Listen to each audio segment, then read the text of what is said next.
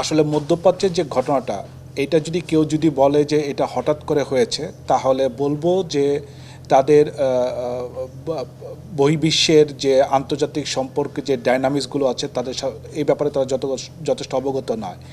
মধ্যপ্রাচ্যে যে আপনার আমেরিকানরা যে এবং যে গত কয়েক সপ্তাহ যাবৎ তারা যে ফোর্সগুলোকে তারা যে পারস্য উপসাগরে প্লাস হচ্ছে আরব সাগরে তারা যে আপনার ডিপ্লয় করছিল, এটাই কিন্তু বোঝা উচিত ছিল যে আপনার আমাদের যারা পররাষ্ট্র মন্ত্রণালয় যারা আছেন তাদের বোঝা উচিত ছিল যে যুদ্ধ হচ্ছে ইমিনেন্ট। আমরা যারা আন্তর্জাতিক সম্পর্ক নিয়ে আমরা যারা পড়াশোনা করি, আমাদের কিন্তু আগের থেকে একটা ধারণা ছিল যে ডোনাল্ড ট্রাম্প এই হয়তোবা আপনার এই জায়গায় ইরানের উপর আক্রমণ করতে পারে, কারণ already new York Times, Washington post তারা কিন্তু অলরেডি একটা প্রিডিকশন দিয়ে রেখেছিল যে এইখানে কিন্তু আপনার অ্যাটাকটা হবে, এখানে তারা আক্রমণ করবে। এখন প্রশ্ন হলো যে আমরা বাংলাদেশ যেহেতু একটা ট্রানজিশন গভর্নমেন্ট, আমরা এই নতুন গভর্নমেন্টকে এই জায়গায় আমরা দোষ দিতে পারবো না যেহেতু তারা সবেমাত্র ক্ষমতাটা নিয়েছেন, কিন্তু পররাষ্ট্র মন্ত্রণালয় তারা তো ইন্ডিপেন্ডেন্ট ওয়েতে তো তাদের কাজ করার কথা ছিল। তো তাদের কাছে এরকম তথ্য কেন থাকবে না যে আমেরিকা এবং তার অ্যালাইড ফোর্সগুলো যে আপনার ইরানে আক্রমণ করবে এবং এর পরিপ্রেক্ষিতে যে মধ্যপ্রাচ্যে যে আপনার একটা মানে একটা ভয়ানক একটা অবস্থা তৈরি হবে, এইটা কেন আজ করতে পারলো না? আমাদের সেই জায়গায় কিন্তু মনোনিবেশ দরকার ছিল। তাহলে আমাদের পররাষ্ট্র মন্ত্রণালয় আসলে কাজটা কি, যেখানে আমরা যারা বুঝতে পারছি যে ইমিডিয়েটলি এখানে অ্যাটাক করা। কারণ এই আজ করতে না পারা, এই যে পূর্ব একটা যে ওয়ার্নিং, যে আর্লি ওয়ার্নিং সিস্টেম যে আমাদের একটা যে ডেভেলপ না করা, এখন আমরা এই প্রবলেমটা ফেস করছি। ঠিক ঈদের আগে মধ্যপ্রাচ্যে যারা কাজ করছেন তাদের কাজ এখন বন্ধ হয়ে গেছে, বেতনের একটা অনিশ্চয়তা পড়ে গিয়েছে, আর একটা হচ্ছে যে আপনার এই যুদ্ধটা কতদিন চলবে এটা নিয়ে তারা একটা কনসার্ন। আবার নতুন যারা ওয়ার্কার বাংলাদেশ থেকে যারা যাবার কথা, তাদের কি অবস্থা হবে এটাও কিন্তু আপনার অনিশ্চয়তা। একটা জিনিস মাথায় রাখতে হবে, আমরা যারা মাইগ্রেশন সেক্টরে যখন কাজ করি তখন আমাদের একটা জিনিস মাথায় রাখতে হবে, আমাদের রেমিটেন্স নিয়ে ভাবলে হবে না। আমাদের প্রথম ভাবনাটা হচ্ছে একজন মাইগ্রেন্ট এবং তার পরিবারের যে স্ট্রেস থাকে, তাদের যে একটা মানসিক একটা যন্ত্রণার ভিতর থাকে, এইখান থেকে আমরা কতটুকু তাদেরকে মুক্ত করতে পারবো সেটাই হচ্ছে আমাদের সংলাপ। সেটা হচ্ছে একটা সরকারের কাজ, সিভিল সোসাইটির কাজ, মিডিয়ার কাজ। কিন্তু আপনি দেখেন তারা কিন্তু আপনার ইয়েতে পড়ে গেল, কি বলে আপনার মানে মানসিক একটা যন্ত্রণার ভিতর পড়ে গেল। যারা কাজ পায় নাই, তারা কাজে যাওয়ার কথা তারা কাজে যেতে পারছে না, যারা আপনার টাকা পাঠানোর কথা তারা টাকা পাঠাতে পারছে না, এবং পুরোপুরি আপনার শুধু যে আপনার মাইগ্রেন্ট পরিবার যে তারা যে দুশ্চিন্তা আসছে তাও না, পুরো আমাদের সরকার প্রধান দুশ্চিন্তা পড়ে গেছেন যে আমাদের রেমিটেন্স যদি বন্ধ হয়ে যায়। নতুন একটা সরকার আসছে, আপনি জানেন যে আমাদের বিদ্যুৎ খাতে প্রায় 45,000 কোটি টাকা আপনার বকেয়া আছে। এই যে আপনার একটা এনার্জি সেক্টরে যে আমরা আমাদের যে বিল দিতে পারছি না, তাই না, এই যে ফরেন কারেন্সি দিয়ে আমরা যে বিলটা যে পরিশোধ করব, সেটাও কিন্তু আপনার হুমকির সম্মুখীন হয়ে যাচ্ছে।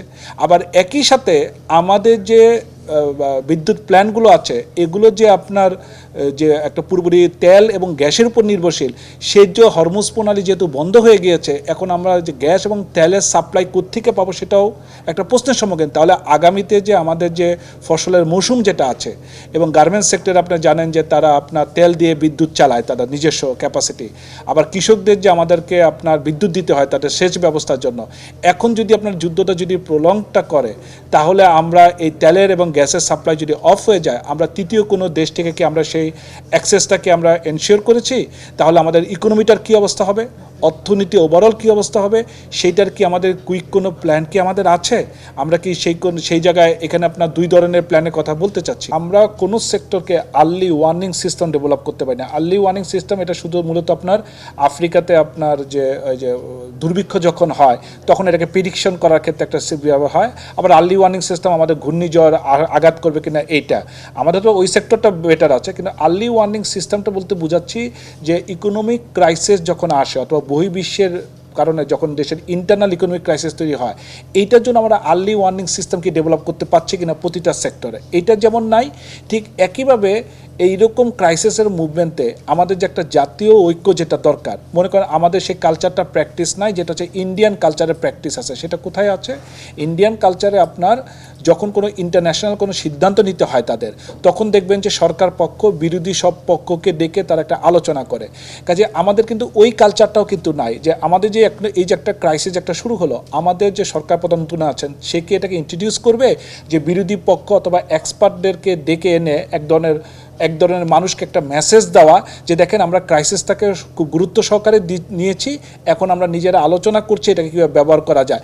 এরকম যদি সিস্টেমটা যদি ডেভেলপ থাকে তাহলে যেটা হবে যে মানুষ এক ধরনের হোপ পাবে যে আমাদের পাশে সরকার আছে, সরকার একটা ব্যবস্থা নিচ্ছে। ঠিক একইভাবে আপনার কি বলে আপনার যারা মাইগ্রেন্ট ওয়ার্কার, যারা এখন একটা স্ট্রেসের ভিতরে আছে, তার পরিবারগুলো একটা স্ট্রেসের একটা ওয়ারিডের ভিতরে আছে, তারাও একটা সচেতন হবে এবং তারা একটা আশ্বস্ত হবে যে আমাদের সরকার আমাদের জন্য একটা ব্যবস্থা নিচ্ছে।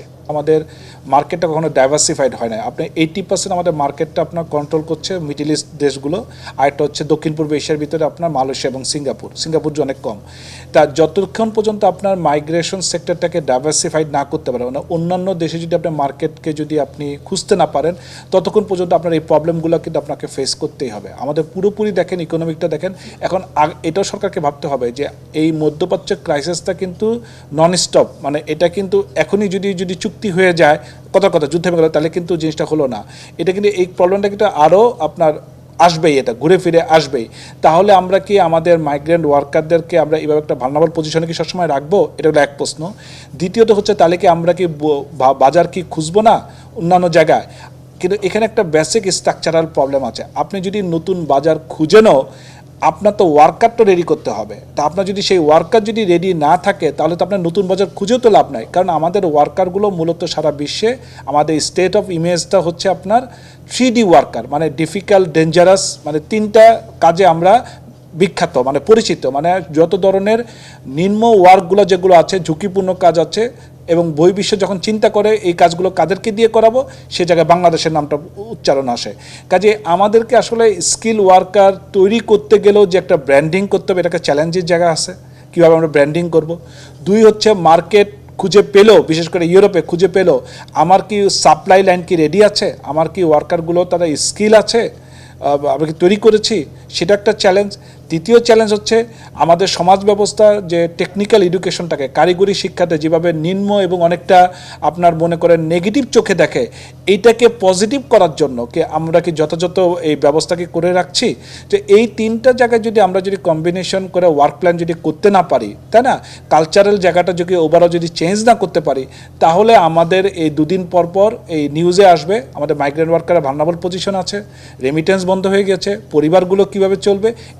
এই চক্রের ভিতরে আমরা গত প্রায় 50 বছর দেখছি, এই চক্রই আমাদের চলতে থাকবে।